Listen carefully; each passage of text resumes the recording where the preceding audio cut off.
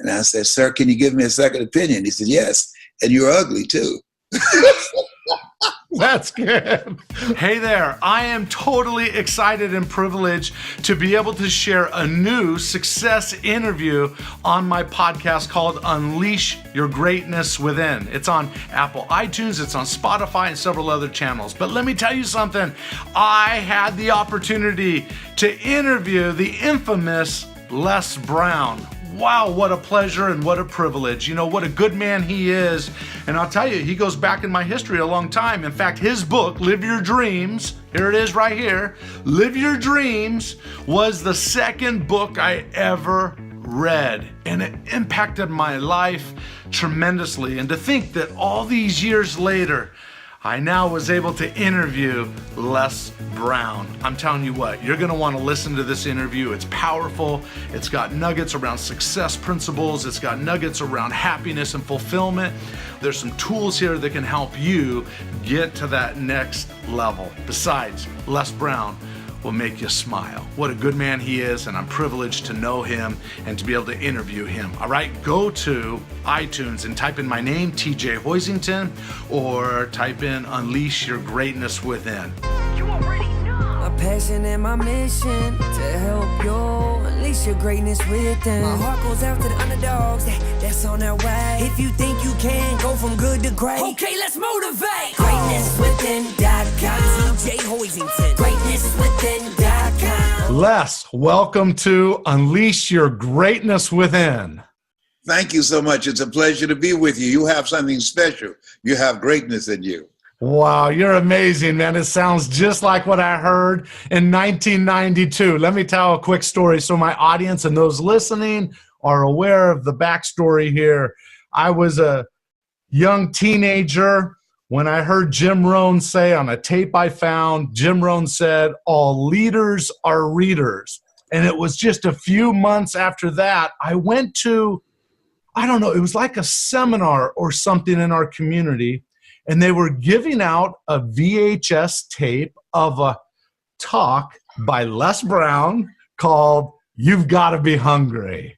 And I remember I took that VHS tape home and I listened to it, and no lie, I must have listened to that VHS tape, I don't know, probably 30 or 40 times, man. I would mimic you.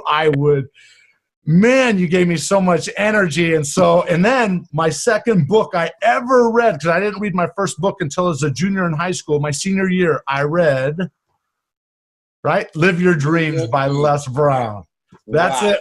That is it right there. And so anyway, I just wanted to open up with that. It is a true pleasure. You are one of my heroes, my icons, and it's great to have you on the show. Well, first of all, it is a pleasure to be on your show. And I just want to thank you for who you are. And you're deciding to use your light to make the world a better place. The commitment that you made with your podcast, the lives that you've transformed, people that you'll never meet. I just feel honored to be on your program and glad that we'll be able to create that spark of greatness in you. You know, Jack Canfield, he has memorized my whole speech around You Gotta Be Hungry, and he does it. It does it better than me.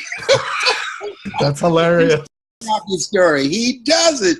Jack Canfield is very good. He's a very good friend. No, totally. No, it is truly a pleasure of mine. I feel like, you know, when I worked in Crystal City years ago, I was working for a senator out in Washington, D.C., and at night, I would get up at 11 o'clock and I'd take a little nap, and I'd get up at 11 o'clock at night and I'd walk down to the Marriott Hotel down there in Crystal City, Marriott. And if you've been there, you probably have, you know, all the ballrooms are on the second floor. And I would go up on that stage when no one was in there and I would quote you. I remember you gave a quote on that. I'm going off my memory here, so I'll probably get it wrong. In your speech called You Gotta Be Hungry, you said, Benjamin Disraeli once said, nothing can resist the will of a people. Who stake even their existence on the extent of their purpose for good. Oh, yes. I would say that on stage and I would feel. Anyway, it's awesome to have you. So this is an exciting thing. tell us a little bit, for those, now you've impacted millions of people. So for those that maybe haven't, heard of you, which I would find surprising, next year will be 50 years. I'm 74 now. I used to think people in their 40s were old. Now that I'm 74, I feel like I was shining shoes at the Lord's Supper. That's awesome. So give us a little bit of your history, a little bit of the background. Well, I was born in a poor section of Miami, Florida called Liberty City, an abandoned building on a floor with a twin brother. And when we were 6 weeks of age, we were adopted by Mrs. Mamie Brown. Whenever I give a presentation, now I say that I stand on the stage because of two women. One gave me life. The other one gave me love. God took me out of my biological mother's womb and placed me in the heart of my adopted mother. And so Mama, Mrs. Mamie Brown, she only had a third grade education. She never had any children. And she worked on Miami Beach for wealthy families. She cooked for them. And we ate food left over from the families that she cooked for.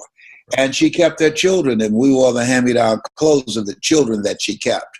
And so when I was in the 5th grade, I was labeled educable mentally retarded and put back from the 5th grade to the 4th grade, and I fell again in the 8th grade. But I met a high school teacher that was very much like you, TJ, a person who had energy and a passion to transform people's lives. And he asked me to work out a problem. I told him I couldn't do it. He insisted. So I said, sir, I'm not one of your students. He said, do it anyhow. And the other students started laughing, saying, he's Leslie. I said, what do you mean? He's got a twin brother, Wesley. Wesley is smart, but he's DT. And he said, what's DT? He's the dumb twin.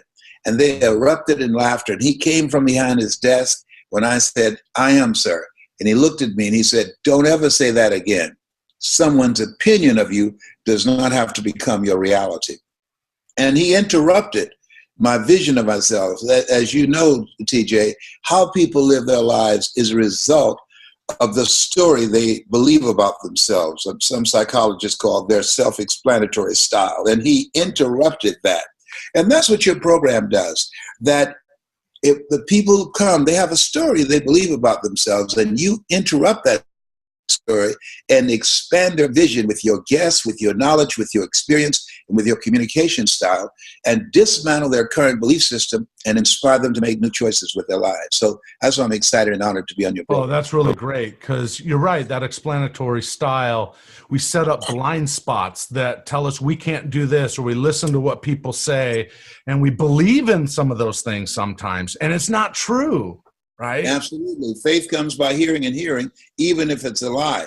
And so what happens and why what the work that you're doing is so important, particularly when you consider we live in the greatest country in the world, yet and still, since 1999, suicide rate in the United States has increased over 25%.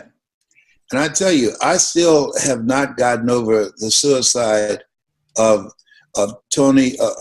Robin Williams and Anthony Bourdain. It has been a very challenging experience. I can't even watch the old movies when they come on of a guy that I admired so very much who took his life. And Anthony Bourdain, I knew him, just a very nice guy. Mm-hmm. But I believe today, and where my life is training messengers of hope. I mean, the speaking industry has been hijacked by people speak to sell. I speak to transform lives. And I believe you transform people's lives. They're going to want to purchase your products, but let that be the primary goal that motivates and inspires you. And so I believe right now, your program, your mindset, your level of consciousness, that this type of message is important. Why? Because it gives people hope. This program gives people hope. When there's hope in the future, it gives you power in the present. People who take their lives, they look at the situation they're dealing with, and they feel overwhelmed. They just feel, I can't handle this anymore, or this pain is just too great. And then they hear a TJ that we all, I believe, have an energy signature. There are some people that when we speak, you're going to hear both of us, but there are certain people, because of your energy signature, TJ, that when you speak, there's something about your voice, something about you that it will trigger something in them, that they will hear you not just in their ears, but in their heart and in their spirit. And as a result of them hearing you, their lives will never be the same again. So my goal is to multiply and create thousands of messengers of hope and helping people to begin to be exposed to these voices so that we can begin to bring in a new world order. Oh, that's really great. How would you respond when someone's back is up against the wall, they're facing failure time and time again? Let me just share a little quick story.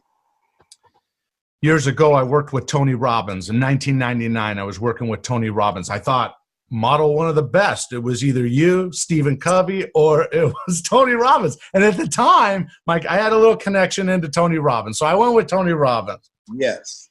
And I got so pumped after a year of working there, I gave over 240 presentations. What a great training opportunity as I traveled the country and just was able to present so many times. And finally, he said on stage, talking about living your dreams, he said, "When would now be a good time?" He told the 5,000 people audience. And I remember I nudged my wife and I said, that's my calling, man. I'm making an excuse for myself. It's time for me to go live my dream. Anyway, long story short, I left the Tony Robbins organization. I called my parents. I said, "Mom, Dad, can we and the kids stay at your home for just a couple months as I do my first seminar?" Our home was actually rented out at the time because we were traveling so much, so I couldn't go there. And Mom and Dad said, absolutely. Well, those 2 months turned into 5 years in the basement of their house. And I thought, oh my gosh. And in my darkest moment, my wife says, "You should go get a job." I said, "But I hear Les Brown in me, right? My calling is to do this. There's got to be a way. I can't just give up on the 10-yard line or whatever." And she said, "Well, what are you going to do?" And I said, "Honey, I'm going to go write a book." And she said, "You're going to do what? Have you even read a book?" Anyway, I said, "I'm going to go write a book." And we had a car repossessed, so we ended up with one card. And I decided I can't write where the kids are, so I drove down to the grocery store parking lot, and I started to type. And 2 months later, If You Think You Can was written, and I'm telling you, it was published about 3 months later. And from then, my world in 2005 turned overnight. That book became an international bestseller back in 2005, and we just came out with the 15th version. It's coming out next week, and so it's just unbelievable. As I have always told audiences, believe in yourself, believe in your dreams, figure out the right strategy, but never, never give up. I don't know, how do you counsel people to respond to those kinds of challenges without giving up? Well, first of all, we always have a choice. There's something in us, TJ, as you know, that's greater than anything that we face, even though we have no evidence to point to prove it. Like as I'm speaking to you now, that's right. I had to prepare myself mentally because I'm in pain as I speak to you. Mm-hmm. Cancer has eaten 40% of my T1 vertebrae and metastasized to the T2, to T3, and to the C7. And I just spoke to an audience this morning, and I said, a doctor looked at me and he said 3 words that no one ever wants to hear. He said, "You have cancer." And the audience got quiet. And I said, "Sir, can you give me a second opinion?" He said, "Yes, and you're ugly too." That's good. I said, "No, he didn't." I said, I got issues.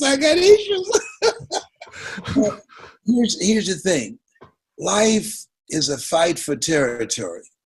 And once you stop fighting for what you want, what you don't want will automatically take over. So I could have said, and even now I could say, this pain is just too great. But my affirmation to myself, whenever I'm going through a tough time, and I'm a 27-year cancer conqueror, no matter how bad it is or how bad it gets, I'm going to make it.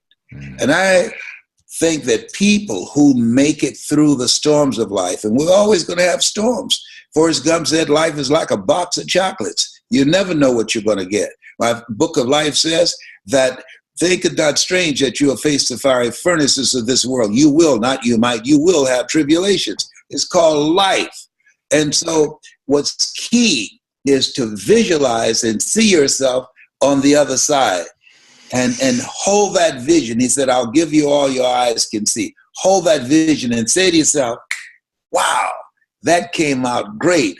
I made it through. I learned some things. Every day for 27 years, I've been saying, I thank God I'm cancer free. And people say, wait a minute, you've been saying that for 27 years. I mean, obviously it's not going to happen. I said, no, that's not true. Number one, I'm still here.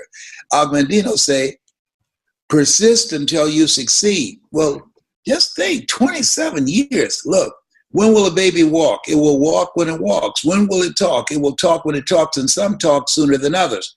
And so many times we give up out of frustration and lack of patience. And to me, the people that make it through have a series of perseverance, persistence, and patience. And they show up with that every day until they get the desired results that they want. I know, I don't believe, I know that I'm going to be free of cancer, that this is not unto death. There's something that I have to align myself with because cancerous cells gone crazy. And so as I'm working on myself and working on the goals and dreams and other areas of my life that I have not resolved yet, that I'm just persistent and I'll keep coming back again and again and again.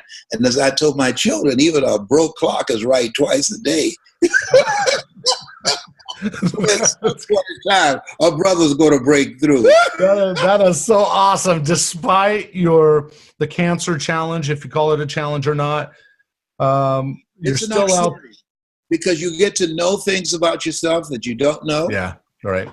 That it introduces you to a part of yourself that you're not familiar with, that it helps you to begin to prioritize things and determine what's important, what's not important. There are things that I would get angry about that I just let pass. For instance, I was coming down the sidewalk yesterday when I arrived here in New Jersey, in Philadelphia, and a guy had his luggage on the sidewalk, and he saw me coming. All he had to do was just pull his luggage back so that I can come by. He refused to move it. He's standing there with his wife. And so, which meant that I had to move my luggage and carry it into the streets and then get back on the sidewalk. Mm-hmm. And so he said, good, I'm glad you did that. And I said, thank you. And I got into the car that was waiting for me, and I said to my friend, I said, you know what? There was a time that I'd have whooped his ass. You know, I wanted to look at him at one time. I'd have said, you about to make me lose my mind. Up in here, up in here. I took my stuff on the sidewalk, and that wasn't enough. You wanted to taunt me. You wanted to tease me. You want to act like you punked me out. And I said, but at 74, no, because every emotion, I mean, I laugh a lot. Why? 1 minute of laughter boosts your immune system for over 24 hours. Think about that. 1 minute of laughter boosts your immune system for over 24 hours. So people who are watching us now, after we get through, they will get sick for 20 years. Now, 1 minute of laughter, of anger, weakens your immune system for 4 to 5 hours. Yeah. So I deliberately don't get angry. I choose not. Anger is a wind that blows out the lamp of the mind. I study psychoneuroimmunology. I know that the thoughts that we have, they create gene expressions. I know it creates a certain type of chemistry in our body that's toxic. And so I can't afford, as a cancer conqueror, to get angry. I choose not to go there. And we always have a choice. And I believe that the type of program that you have, it gives people the mental and emotional and psychological and spiritual muscle to have a clarity of mind to stand back and say, you know what? I'm not going to go there.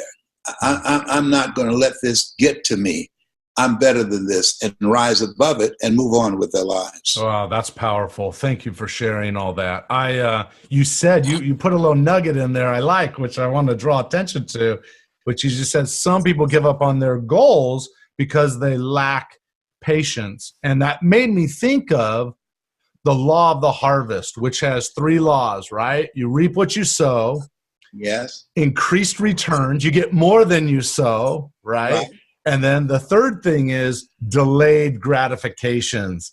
And so sometimes we give up on our goals because we haven't given time for those seeds to nourish and bear fruit, right? We give up a little bit too early. And anyway, any thoughts on that? Yes. Well, there are some things that you're pursuing. I see that we grow from people and from projects. I'll be a better person at the end of this program because of our communication. We grow from people and projects. And so when we have projects, they challenge us. Why? Because we always, if we want to grow and we're serious, choose projects that's beyond our comfort zone. Because in order to do something you've never done, you've got to become someone you've never been. That's good. And so there are experiences that you're going to have in the process. Some things will happen to you, and some things will happen for you. And so I believe that those things that happen for us that sometimes we're aware of, but most of the time we're not. That's what psychologists call your scotomas, your blind spots. Right. That a lady, she's an intuitive, and she wrote me a note when she found out that I was a 27-year cancer conqueror, and she says, "This is not unto death to you." She said, "Search your heart and find out what's there." And she was one of the people that gave me a book years ago that I read called Who's the Matter with Me? And what I realized, TJ, and this is the first time I ever talked about this publicly, that somewhere in me that I had not consciously recognized that I had anger at my birth mother and father. How can you bring someone in this world who didn't choose to be here and walk away? And even though we are told, forgetting those things which are behind, reaching forth unto those things which are before, I woke up in the middle of the night, and sometimes you can get a message from a movie. Right. And it was a movie with Tom Cruise. It's called Magnolia. And I never saw the whole movie, but there was a quote that woke me up around 3:15, I never forget. And the quote was, "We might be through with our past, but our past is not through with us." And so I have unresolved stuff in me because for a period of time, I saw myself as have been given away. But there's been a shift in my consciousness. Now I look at my life and I realize I was chosen with love, that God took me out of my biological mother's womb and placed me in the heart of my adopted mother. And that's why I know, now that I've come to grips with, now that I had to get some help. And I believe, ask for help, not because you're weak, but because you want to remain strong. Yes. And ask for help and don't stop until you get it. And I said, "You said this is not unto death for me. Search my heart." And I said, "Can you help me go there?" And she did, because sometimes somebody can take you to a place within yourself that you can't go by yourself. And in that session, I realized the anger and the hatred that I had for two people that I don't even have faces for. I've never seen my birth mother or birth father. And so I had to resolve that. I had to forgive myself first and then forgive them. And that's when the healing takes place, because cancer are cells gone crazy. Yeah. And so now, as I move to a place of love, God is love, and he who dwelleth in love dwelleth in God, and God in them. As I move to a place of love for them, that now I'm in harmony and in integrity with who I am as a person, and I have forgiven myself, I've forgiven them, and I'm living this mission of making the world a better place than how I found it. of being a source of light and hope and inspiration for people. And you're doing an awesome job. There is no long-term benefit for being a grudge holder, holding resentment toward people. I always tell people say, well, do things bug you? Well, things bug me, but listen, Yeah. I don't live there. And I always tell people, I let things roll off my back. You can criticize me all day long. And you know what? I'm not going to internalize that. Yes. Right? Because I know who I am and I'm thankful for who I am. Anyway. Yes. And that is real, because the stuff we take on is they said hating someone is like drinking poison and say, okay, now you're going to die. No, it's not going to happen like that. Yes, no. We all need coaching on how to let some things go. One of the things that I teach is let go or be dragged. That there are certain things that you know that you need to let go of. Otherwise, it's going to compromise your power and it's going to drag you down. And it takes time to do that. It does. It does. So in your book, I remember this story. Yes. Such a great book. Anyway, you walked in, I think it was to a junior high or an elementary school, and you said, there's greatness in this room. If you're here, would you please stand? Yes. And you had to say it over and over. And then one young person, didn't they stand up and they said, here I am. Here I am. And that young man, I'm working with him today. Oh, you're kidding. No, he's been with me since that time. He is an attorney, and he also worked with youth. We go to prisons and juvenile detention centers together. Yes, and he's truly manifesting his greatness. And I'm proud to say I'm one of his mentees, because it's a seesaw relationship. At first, I started out being his mentor, but he has incredible skills with the millennials and with technology that I don't have. And so he's teaching me how to connect with them and how to use technology to further the work that I have, that I'm doing, and to create non-performance income. So this thing called life, I believe that you're never too old to learn and you're never too young to teach. And he's teaching me, and I'm proud of it. That's awesome. All right. I don't know. What would you say to anyone? Do you have any, like, let's say, steps or just some nuggets that you can share if there's someone out there that's listening, that's trying to achieve a goal? What are some of your steps to achieving goals? Well, if we look at where we are today, because things have changed dramatically from when you read Live Your Dreams in 1992. I've just completed my new book called You Gotta Be Hungry. Oh, awesome. Yes, you gotta be hungry, unleash your greatness. And so when you said that today, I just cracked up. I said, oh my God, that means I'm on the right path. So the key to it today is, one, is the kind of platform that you've established, mindset transformation. Mm-hmm. As a man thinketh, so is he. As he continues to think, so he remains. Dr. Carter G. Woodson said, if you can determine what a man shall think, you never have to concern yourself with what he will do. He said, if you can make a man feel inferior, you never have to compel him to seek an inferior status, for he will seek it himself. And if you can make a man feel justly an outcast, you never have to order him to go to the back door. He'll go without being told. And if there's no door, his very nature will demand one. And so mindset transformation, it's an ongoing process. The next thing that's very important is to upgrade your skill set. And that this is the era of the 3 C's: accelerated change, overwhelming complexity, and tremendous competition. So you want to find at least 3 areas that you master, that you do that extremely well. I train speakers how to tell their story, and so I can teach them how to become a global voice. And in addition to speaking and training speakers, I also know how to tell a story. I know how to present with power.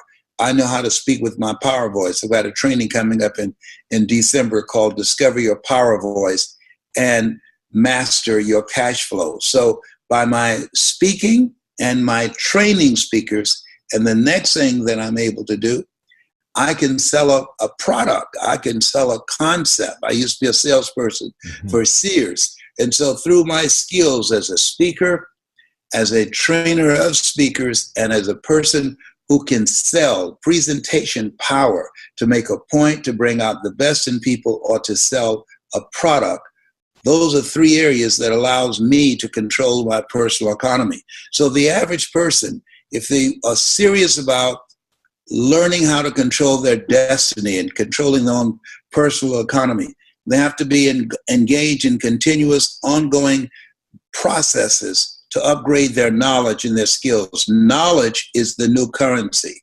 We're going toward a time that's called the end of work, that because of technology, over 20,000 jobs, according to the Department of Labor, being lost every day. So we're going toward a time where the majority of jobs will be done by artificial intelligence or robots, and that's not too far away.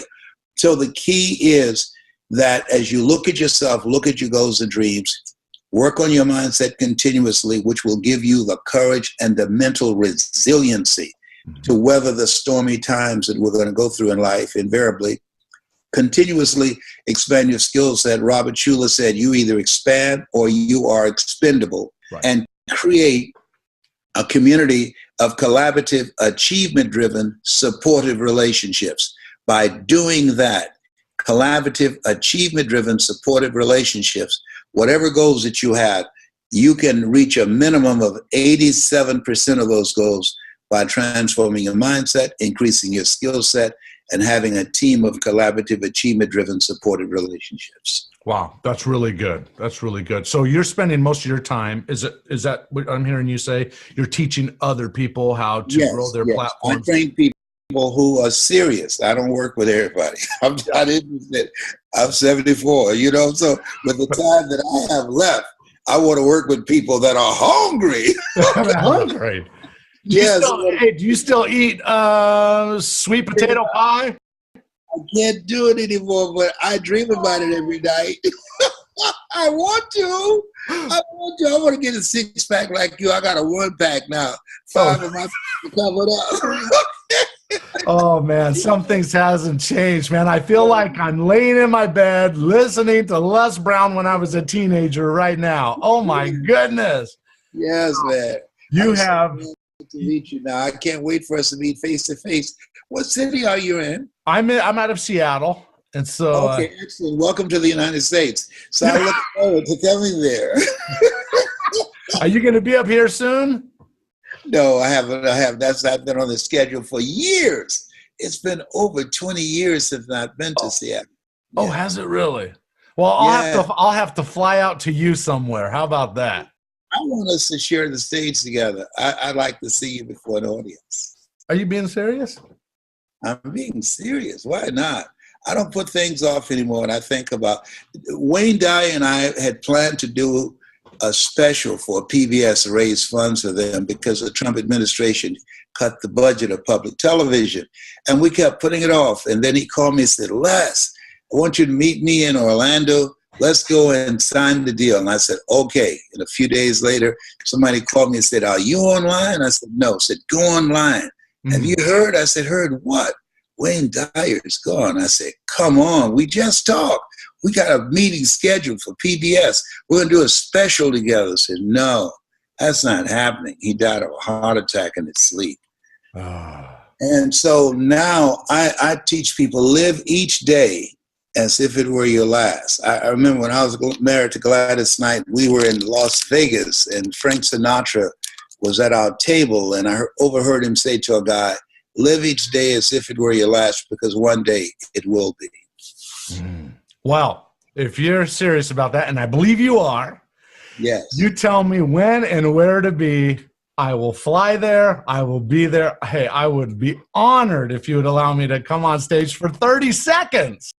I know. We're going to do it. I tell you what, I'm going to schedule an event in LA, so I'm going to have you on there, so we'll make it happen. All right, let's do that. Hey, listen, Les, there's so much more we could talk about. I just want you to know that I'm privileged to know you. I feel like over the years, you were part of my core in terms of personal development and growing. You gave me hope. And I think part of that hope came, truthfully, is I was held back in the first grade. By the fourth grade, I realized I couldn't read very well, and they would take me out of social studies class, and they would take me upstairs to this other room with 3 other students, and I sat in extra small tables, extra small chairs, and they would have me read cartoon books and then take a comprehension test at the end.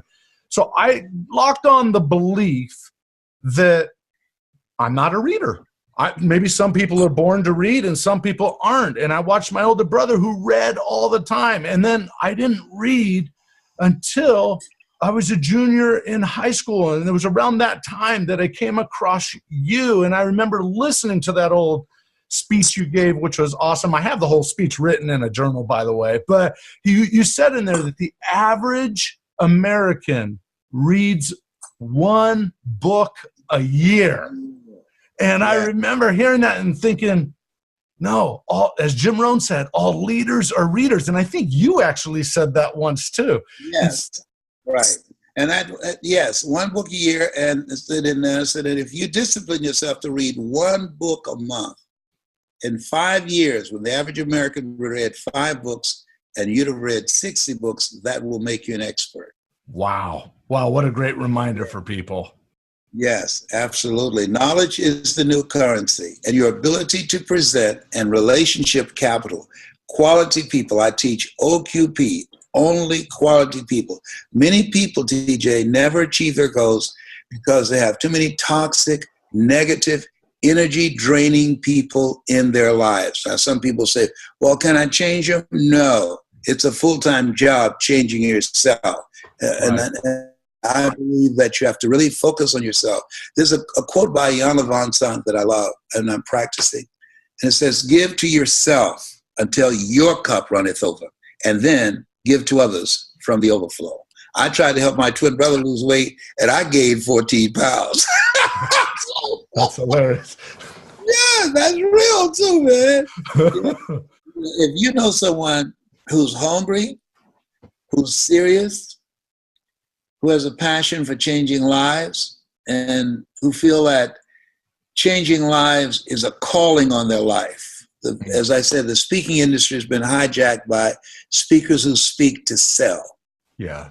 I want speakers who want to make a difference in life, that they feel that this is what I'm supposed to do. I believe I was born to speak. I talk in my sleep. So I'm looking for the one.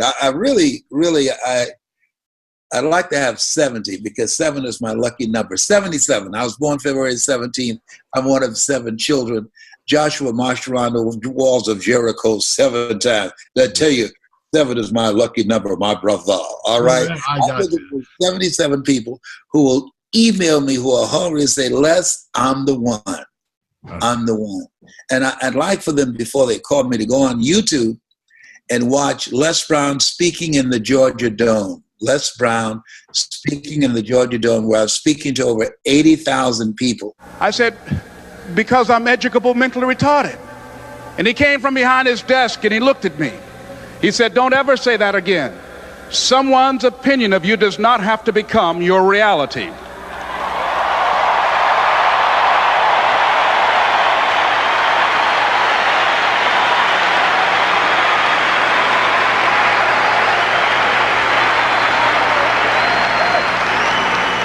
And that man, Mr. Leroy Washington, did something for me. He started planting seeds in my mind. And I tell the story about, I said to Mr. Washington, sir, I'm the one.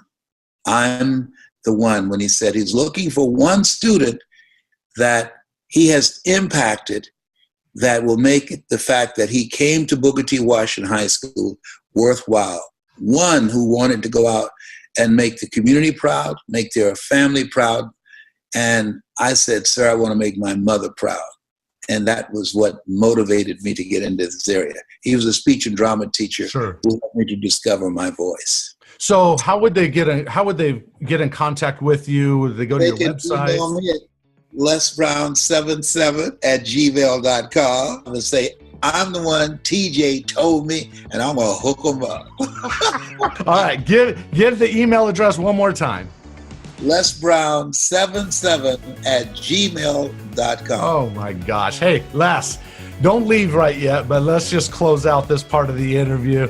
Thank you so much for being here as a guest on Unleash Your Greatness Within. You've been a true inspiration to me, and I wish you the best health. I wish you continued smiles and a continued impact to millions. Thank you for being on the show. Thank you. With your love, support, and prayers, cancer doesn't stand a chance, my brother from another mother. Thank you. Thank you, brother. All right. GreatnessWithin.com